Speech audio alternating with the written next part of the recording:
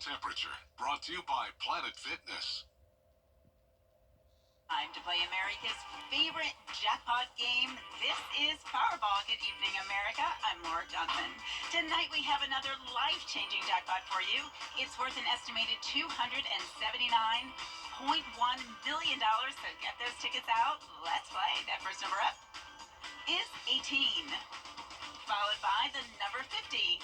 Tonight we're going to meet Dennis Goodman, who won $150,000 playing Powerball. Congratulations, Dennis. Now for the rest of those numbers, we've got 52, 56, rounding it out with the number 20.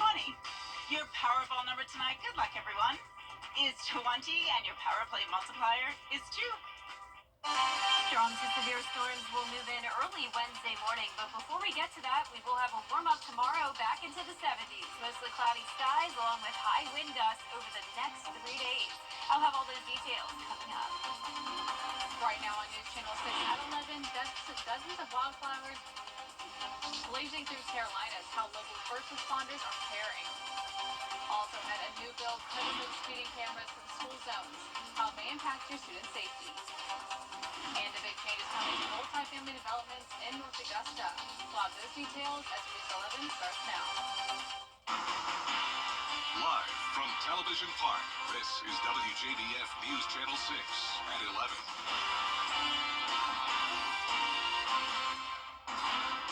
Good evening. I'm Isabella Moody. Thank you for joining us. Coverage you can count on begins with the state of South Carolina under burn bans due to dozens of wildfires. The burn ban was put in place on Saturday, prohibiting all outdoor burning, including yard debris, prescribed burns, and campfires. The weather conditions are playing a big role in these fires due to dry and windy conditions. An official with the GVW fire station says with the brush fires happening in our area to avoid any burning at all costs. Be cautious of what you're doing. Obviously now's not the best time to be burning, so just wait until we get some water, some rain and things like that, to be able to do your burning then when it's allowed. Obviously now is not the time that you want to be doing it. As wildfires continue across the Palmetto State, local fire departments are keeping an eye on the danger. The state fire marshal confirmed over the weekend that there are more than 175 wildfires with ongoing operations. North Augusta Public Safety responded to a brush fire over the weekend, but they say there are no active wildfires in the area. While the CSRA is not in the danger zone, fire officials say the air quality is a cause for concern. Fortunately, at this exact moment, the majority of the wind is pushed through, but we're looking for moisture to come back into our area to keep the volatility of any debris from wanting to burn. So in times like this, when the relative humidity is extremely low and we have such a dry air mass in place, it heightens the chances for any controlled burn to get out of control very quickly and spread to unwanted areas. Governor McMaster has said the burn ban will stay in effect until further notice. First time now for our first check of the weather. Here's Chief Meteorologist Jennifer Trotchi. Well, we do still have that risk of fire danger across the CSRA through tomorrow night at 8 p.m. And notice that we do have the majority of the CSRA under that special weather statement. That means that outdoor burning is discouraged. We have low humidity. That was definitely the case today. And then tomorrow, even though the humidity will rise, with the ongoing fires and the high wind gusts by tomorrow evening, we do still have that threat of fire danger. Now, as we get to Wednesday, that's when we'll start to see some improvement. But look at these dew points. We're down to 18 in Crawfordville. The rest of the CSRA in the 20s, a very dry air mass in place. Luckily, the winds are pretty light. We're only seeing up to 7 miles per hour now in Aiken. Here's a look outside at our Terry Lambert Hyundai Skyview cam. It looks nice and clear. Not much going on this evening. It is warmer than last night, so this morning we were all the way down to the mid-20s. Now it's 15 degrees warmer in Aiken. So today's almanac shows that this morning we started out at 26 degrees, high of 63 in the afternoon. So well below average low temperature and then slightly below average for our high. Right now we're sitting in the 40s, 45 in Augusta, 41 in Barnwell, 46 in Millen and Aiken. Gibson, you're at 44 tonight, 43 in Lincolnton. Our satellite and radar showing the clear conditions, but we will see more cloud cover tomorrow morning, and clouds will continue to increase throughout our Tuesday due to this warm front moving in. again. And then along this cold front, we're starting to see it now out of nowhere. So notice just 2 hours ago, completely dry, and then bam, right there in Oklahoma, we're seeing that line of strong storms. Severe thunderstorm warnings happening now. Tomorrow morning will remain dry, partly cloudy, down to 36. But as we look ahead here, those storms will impact us Wednesday morning. A very high chance of rain, and I'm expecting gusty winds every day from Tuesday through Thursday, along with a big change in those temperatures from the mid-70s down to 60 again on Thursday. More details coming up shortly, but back to you, Isabella.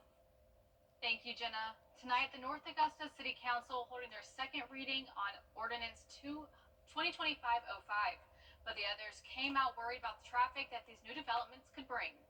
The council paused issuing permits and approvals for new multifamily developments like apartments and subdivisions. All in favor? That's unanimous. It was assured that this will not affect apartments that are part of planned developments like the Hive, Riverside Village, and the Parker, since they have been approved. But it will affect future standalone apartment complexes, multifamily dwellings, allowing them to have a plan to see what fits best into North Augusta. But people who came out for the meeting are more worried about the traffic that these developments like the Hive could bring to an already congested area. Right now, if you're coming off Old Plantation Road, trying to get on the Martintown Road, it looks like you're playing Frogger. Alright, the traffic's coming up the hill past the gas station, coming off I-20, and they're doing probably 50, 55 miles an hour. And then once they come around the corner by Hammond Pond, going towards I-20, it's like a free-for-all. They had their first vote on Ordinance 2025-08 to approve the General Development Plan for the Hive on the east side of West Martintown Road between Knobcone Avenue and I-20. You're right. That is, we are aware there's some challenges we're going to have to address. The mayor said there are plans to have a light at Knobcone Road to help with traffic flow. People I spoke to hope they continue to listen to what the community members are worried about. I hope that they keep listening to the people on the west side of Martintown Road, alright, and take that into consideration when they start timing the lights. The second reading for the commercial development on the east side of West Martintown Road will be at the next council meeting. Applications are now open for the Georgia Promise Scholarship. This gives eligible families $6,500 for private school tuition or homeschool expenses. The Governor's Office of Student Achievement releasing a list last month of public schools that qualify for these vouchers. The list includes schools that are in the lowest 25th percentile, which is calculated by the College and Career Ready Performance Index individual scores from previous school years. The money goes to the parent to use it for whatever purpose they want to use it as it relates to that child's education. I really didn't support the bill because I feel like it's taking funds away from public schools. But the fact of the matter is, it's a law now, so what I'm suggesting is those persons that's qualified maybe go ahead and apply for it and take advantage of it. To find out if your student is eligible, just head to WJBF.com. A new bill could remove speeding cameras from school zones. It would make changes in 2018. A law introduced speeding cameras in school zones. Archie's Audrey reports. State lawmakers want to axe speeding cameras from school zones, or at least modify it, after numerous complaints from drivers who say the cameras catch them for going above the school zone speed limit, even when school is not in session. And the cameras do give us an opportunity to actually keep things slow. However, what's happening now is that those cameras are not calibrated correctly because they're getting in off times of the day, i.e. after school hours. People are getting tickets for speeding, and they shouldn't do that. So that's going to be a big issue that's coming up now. One option is to calibrate it so that it would only ticket drivers during certain hours. The original 2018 law was for the speeding tickets to only be issued for drivers going at least 10 miles over the speed limit 1 hour before or after school closes. House Bill 225 would remove speed cameras in school zones, but not everyone's on board. Well, I tell you, if you remove them completely, there's a high possibility that people will begin to speed more in school zones once they know they're not there. That's a big public safety thing with students, of course, parents dropping kids off, people pulling in and out of school zones. A lot of that needs to be slowed down. Buses, students on buses, things like that. So I tell you right now, the cameras in school zones are basically causing a havoc up here. We've had a bill that's been introduced to actually remove the cameras from the school zone areas. Now that presents a problem, at least on the public safety side, because we don't have enough police officers, law enforcement to just stay there and man those school zones during certain hours. Those who support the legislation say it's simply a way for local governments to pocket money through speeding tickets in an area where they say it shouldn't even have these restrictions in the first place.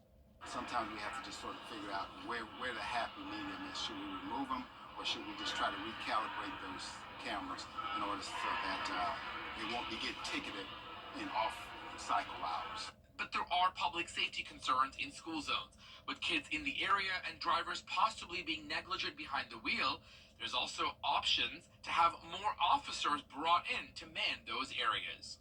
Reporting at the Georgia State Capitol, Archit Seshadri, Atlanta Bureau Chief.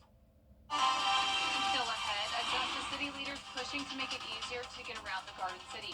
Details on the new proposal after the forecast. It's going to be chilly tonight, but not as cold as last night, and then we warm all the way into the 70s tomorrow afternoon ahead of our next system. That'll bring us a chance of severe storms Wednesday morning, followed by a cool down. I'll have your full Viper 6 forecast after this break. Let's face it. News is complicated. That's why WJBF.com makes it easy. Get clear, accurate stories that don't waste your time. Plus, get the latest video in one click with WJBF Plus. Get it all at WJBF.com. Kick off your Saturday mornings with the most trusted team in local sports. Preview all of the weekend action and recap all of the big plays with Gianna Cephalou and Gabriel Stovall. 6 Sports Saturday mornings at 9:30 on News Channel 6. Adverse Child Now. Get the latest video in one click at WJBF.com. Now, your most accurate forecast with WJBF Live Viper 6. Welcome back. Last Friday, I had the pleasure of visiting Augusta Prep for the first time and spoke with this awesome group of 2nd, 3rd, and 4th grade students. This was such a fun time and extra special because of this little girl I took the photo with here. This is Brighton, and she wants to be a meteorologist one day, and she's the reason the school visit happened. Her mom reached out to me on Facebook a while ago asking if I could come to the school, and eventually I set up that visit with her teacher Ashlyn, and I was so excited to meet Brighton finally, along with all her great peers. All of them have a very bright future ahead of them, and I think we may have even more future meteorologists in this group. So thank you so much to Augusta Prep for having me. I'm looking forward to visiting again next year. Here's a look at our Terry Lambert Hyundai Skyview cam now over the Amentum Center in Aiken. A nice clear night, very quiet. Winds are light out of the south, 3 miles per hour, temperature of 45. So chilly, but not below freezing like we were last night. So we're going to stay in the 30s rather than the 20s, so we'll take that. 39 already up in Washington. The rest of us in the 40s, a little bit warmer down towards the south. Our satellite and radar is showing high pressure still in control for us. That's exiting up towards the northeast, and we're watching this low pressure system. Look at this. It's dry, and then all of a sudden, bam, we've got this line of strong to severe storms that has popped up across the state of Oklahoma. So we do have those severe thunderstorm warnings happening now in that area of instability in between the warm and cold front. This activity is going to move in our direction by Wednesday morning, but in the meantime, another dry day tomorrow. The difference is that it will be warmer. We're back into the 70s, mostly cloudy skies, and notice the winds increasing as the day goes on.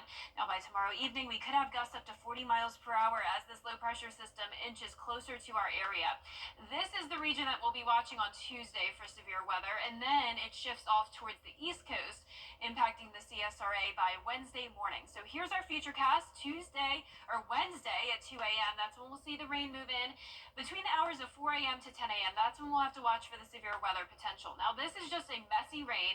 It will be very windy, but this is the line we'll have to watch for severe weather potential. So that's where we could have gusts up to 60 plus miles per hour.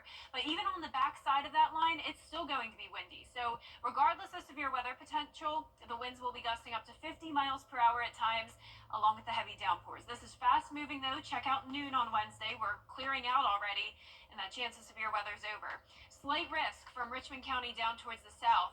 All of us though have the chance of those 50 mile per hour winds on Wednesday, then down to 35 on Thursday, but still staying windy over the next few days. High temperatures are on a roller coaster ride from the 70s for now down to 60 on Thursday, and then back up to the mid 70s on Saturday. And you can see our 10-day forecast is showing another chance of rain and storms Saturday night into Sunday morning, and then next week more consistent temperatures in the 70s. Now back to you, Isabella.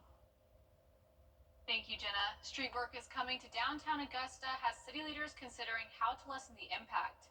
The streetscape project will impact parking downtown by reducing the number of spaces. Tuesday, commissioners will vote to have traffic engineers and the administrator's office meet to discuss how to ease the situation. One plan will be looking at making Reynolds Street and Ellis Street both one-ways downtown. The one-way streets is to try to figure out how to best utilize to where we can acquire more parking. That's the reason why the one-way streets. Our whole goal is to be, besides communication of one-way streets, is to obtain more parking than what's on the drawings. The plan will also look at better enforcement of the 2-hour parking limit downtown by the sheriff's office, but some commissioners say they would support using paid parking in the area. Still ahead, the Trump administration's tariffs on Mexico and Canada are set to take place tomorrow. We'll have the latest when coverage you can count on continues. But first, here's a look at the winning numbers for tonight's South Carolina lottery. Our pick 3, 860, and the pick 4 winning numbers 616015, Fireball 3.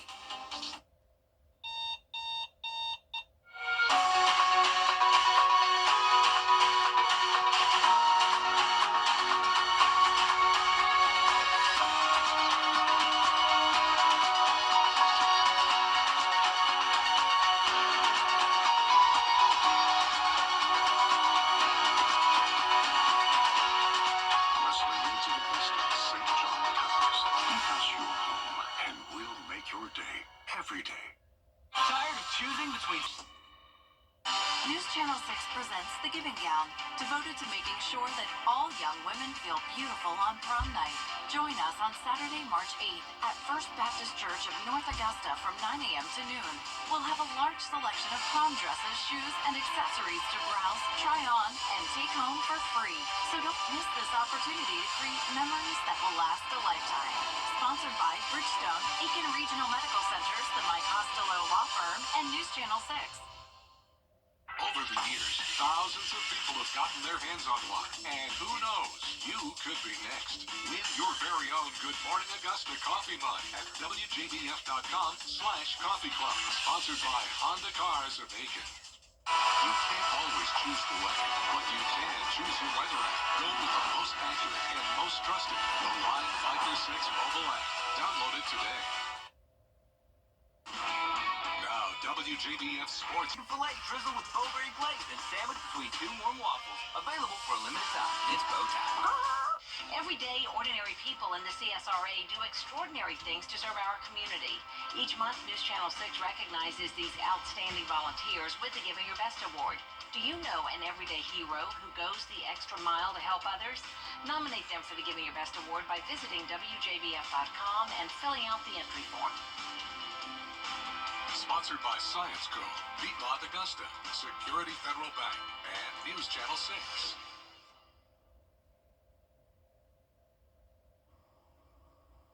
For our next 10 days, we're seeing a high chance of rain on Wednesday morning, even the potential of severe weather. Warmer days ahead for now, then a cool down on Thursday, windy over the next 3 days, and then another chance of rain and storms Saturday night into Sunday. Teams from across Florida gathered in St. Augustine Saturday to compete in the second annual Florida Man Games. The competition features events inspired by the state's bizarre headlines, including a sumo cage match and beer chug. Competitors faced off in a chain-link cage, attempting to knock down their opponent without spilling beer from their pitcher. Other events included the evading arrest obstacle course and hurricane party prep. Very fitting for Florida. For real. Well, that's it for now. Thank you so much for watching. Our next news at 4:30 a.m. Have a good night.